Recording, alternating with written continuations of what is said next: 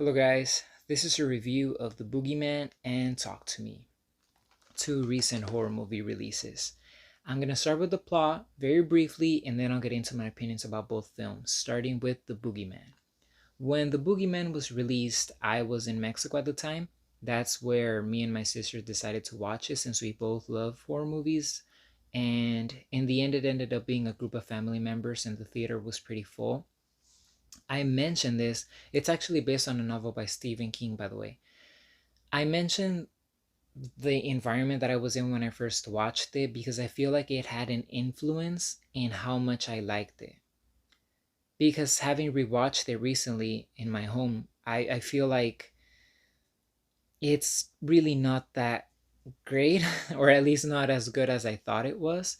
The movie is about two siblings, two sisters, who recently lost their mother. And ironically, their father, he's a psychologist, but he's not able to talk his feelings out and express what's going on. He doesn't want to mention her name. I mean, it's not like he's like, "Oh, we're never going to talk about her in my house," but he is not coping in a healthy manner, which is preventing the kids from moving forward. And it was a very recent loss. In this world, the boogeyman is attracted to suffering and pain, and they're going through a lot of that. So it leeches onto them. The first person who is aware of the boogeyman's presence is a little girl, and obviously nobody believes her until the very end when they're all actively participating in trying to get rid of the boogeyman once they're convinced that it's real and it has presented itself to everybody else. That's what the movie's about in a nutshell. To me, it feels a lot like The Babadook.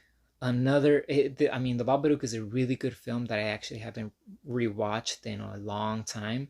So obviously, the movies are not exactly the same. The specifics are different, but the main concept, the whole symbolism for grieving or lack thereof, is very similar with The Babadook and the Boogeyman.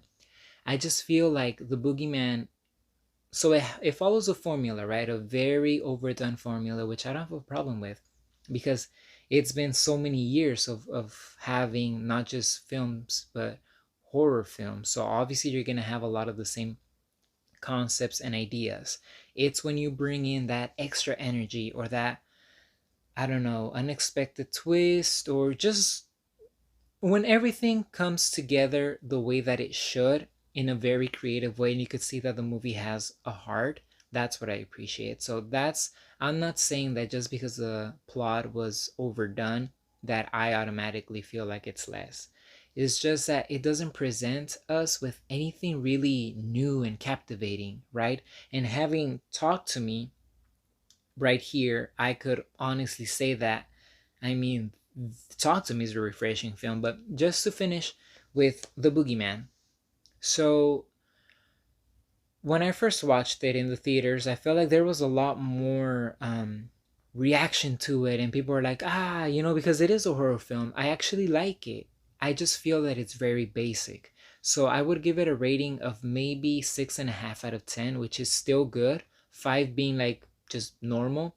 So, 6.5, it's good, but don't expect anything crazy or anything highly entertaining. This is a film that I would recommend if you want to watch it with a group of people, just want to have a laugh, eat some snacks, and just have fun, but not really something that you're gonna dive into and explore. It doesn't really give us enough content for us to, create a conversation over this movie. Now, Talk to Me is another movie that, like I said, was recently released and at least on Blu-ray. And I just watched it, say, 3 weeks ago, more or less. The movie is about these teenage friends who have an embalmed psychic or medium's hand, which every time you grab it like this, you could see dead people.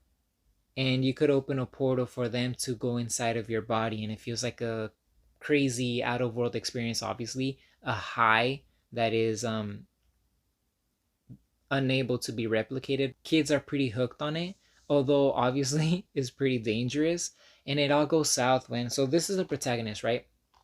And she's best friends with this girl who has a younger brother, and they feel like she's part of their family. The little kid, well, he's not even that little. He's like, let me do it. And everybody's telling him, oh, well, no, the sister doesn't want you to. So she ends up giving him permission, but they have this ritual that you have to follow. One of them was not really a ritual, but more so a routine. And you have to blow out the candle in the end for the spirit not to remain inside of you. Anyway, it ends up sticking onto the kid longer than it should, and that's what creates a lot of problems because he ends up getting beat up and traumatized, and he's in the hospital about to die. And they need to figure out a way to get this thing out of him and to get rid of what's going on, around them. The movie, that's obviously the plot in a very, very tiny nutshell, because I could go into detail about everything, but I'd rather speak on my opinion since it is two films in one review. Talk to Me is very engaging, very surprising. What led me to purchase this film in the first place, I had seen it in the Walmart DVD stands, right? Blu-ray DVD stands.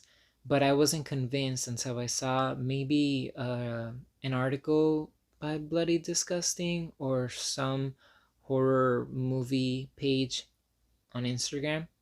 And they said that it was one of the best films of the year in its genre. So I went ahead and purchased it. And like I said, even expecting it to be a little bit better, because I had like this recommendation, right, quote unquote.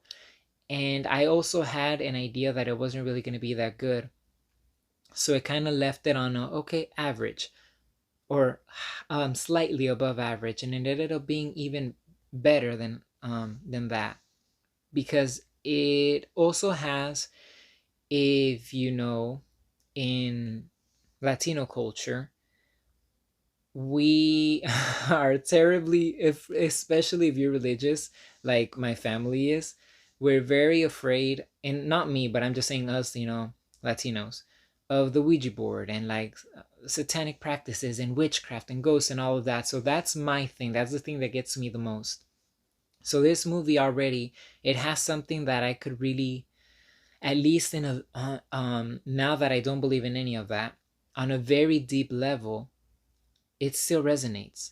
And Talk to Me has the whole look. It was a psychic who was able to communicate with people or whatever, and the hand is right here, and it's crazy. If somebody was to tell me that, you're already sold. Not that I'm gonna purchase the actual hand, but sold on the concept. If it happened in real life, I'd be very, very interested, and I'd want to talk about it and hang out and see for myself what happens to the other people. I don't know how much dumber or smarter I'd be than these people. Probably smarter, but it will definitely be something that I'd be interested in doing in real life, which is what captivates me the most. So when I'm reviewing movies, I always say my personal review, my personal review. I would give it a rating. I would give it a personal rating of this, of that, because it is very subjective. It is very personal. And this is one of the main reasons why it appeals so much to me, because the whole concept in itself is already entertaining. The movie actually starts the way that a lot of horror movies start nowadays, with a random kill, a random, very extreme attention grabber. This guy goes over and kills another person. I think they're brothers, and one of them kills the other. And then the explanation of how that happened, who they are, comes in a lot later when these kids ask him for help, the survivor. So, let's see. There's a lot of things to discuss with this film, but I want to think of like the main things that really stood out to me. Well, the creepy aspect of it all. When you're watching a horror movie, obviously we expect to be creeped out at least, and this one was very creepy. If I must say though, near the third act, we could say, it started going a little bit downhill in terms of scares. At first, when you're having that communication with the person, so when this girl first touched the hand, right, and said, talk to me, and this and that, she sees someone in the room, not just like a feeling, she could see them. And that really puts you like, I'm sitting down right now. Imagine if there's somebody behind me, somebody in front of me. That's crazy, right? So it already started off really strong when it got to that point, because there's a lot of character buildup. Not a lot, but enough for us to want to know more about them. And once that happens, it solidifies that this is a horror movie and that's where we're going, which I love. But then near the end, it starts getting like, I don't know.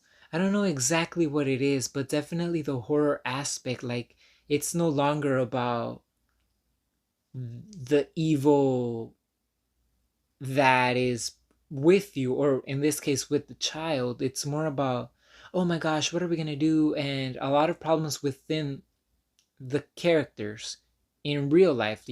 For example, the mom of the kid was like, we consider you family member. Now you did this to my kid, because everybody thinks it was her, or like they don't really know what's going on. So then they kind of separate from her, and it creates drama.